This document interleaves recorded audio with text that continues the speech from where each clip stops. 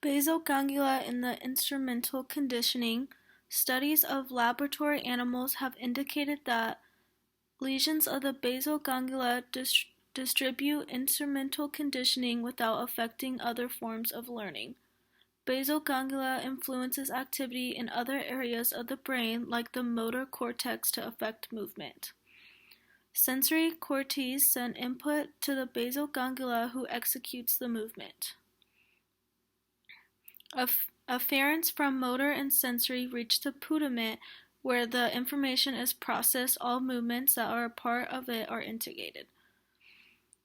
Basal ganglia learns what actions to do based on reward and punishment.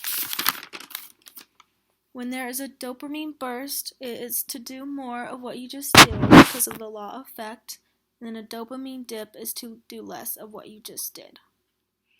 And the neurostratum, where the coccus nucleus and the putamen receive sensory input from all regions of the cerebral cortex, also receives information from the frontal lobes about movement, planned or in progress.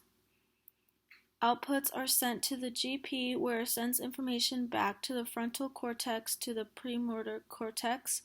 This is where plans for movements are made, and the motor cortex, where the movement is executed.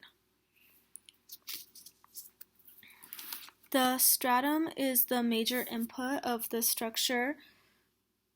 The caudate nucleus and the putamen receive sensory input from all the regions of the cerebral cortex. The substantia nigra is the midbrain structure.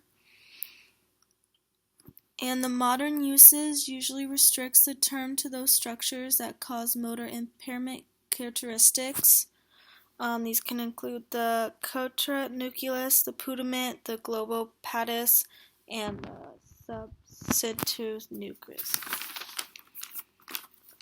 Major output structures of the basal ganglia are the globus pallidus and the subcentral nucleus.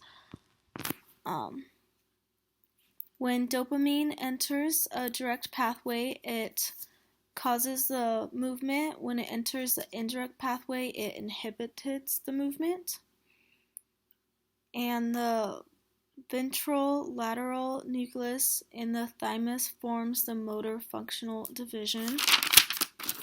So overall, once the basal ganglia for mental conditioning, it's going to do movement based on reward, and it will inhibit movements based on punishment.